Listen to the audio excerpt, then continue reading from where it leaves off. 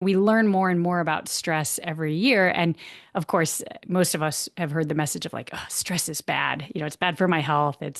But I really love Kelly McGonigal's book, The Upside of Stress. And she says, well, actually, stress is like a sign that there are things that matter to you that are really important. Mm. And it's true. Like we don't feel good when there's something really important to us that's on the line, like a challenging goal that we set and we're not sure we're going to make it. It's not again, if it no one remembers like what they had for lunch like 2 months ago. Like for me, I am fortunate. I do not actually worry about what I'm going to have for lunch, but I also don't remember. It's not memorable versus things that we really had to work for that were uncertain. Often like those are some of the most memorable moments we have.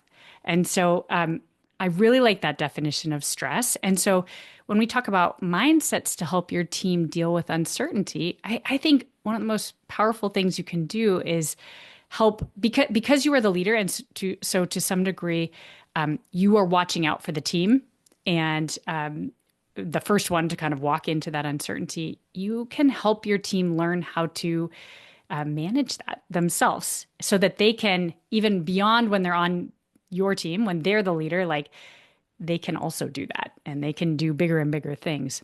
So that mindset around when you come up against uncertainty, to have some different ways of framing it other than like, ooh, this is bad, to say, well, how does this represent an opportunity for me? How does this represent something that is going to help me grow?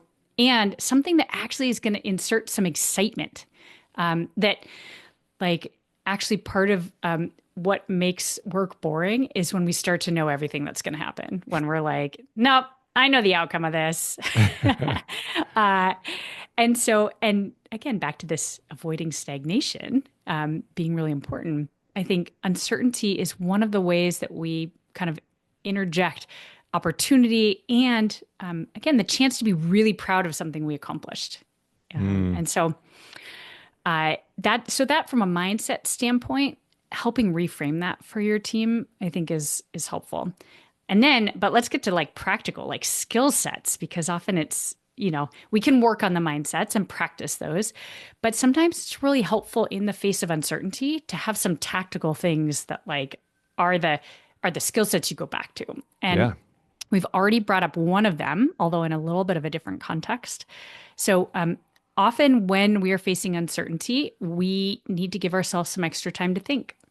Mm. So we need to just have some room to think about what we want, what's the outcome we'd like to have happen, think about what we think is most important, and even understand like, well, things could I learn about this? I can't learn everything. I don't know how it's going to turn out, but are there things we could do? Are there experiments we could run?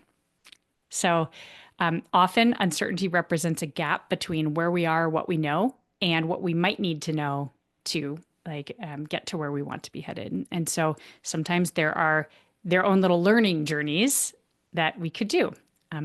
I love the idea of framing to teams like, hey, we need to run some experiments here so that we can learn about this uncertainty and try to get a little more certainty.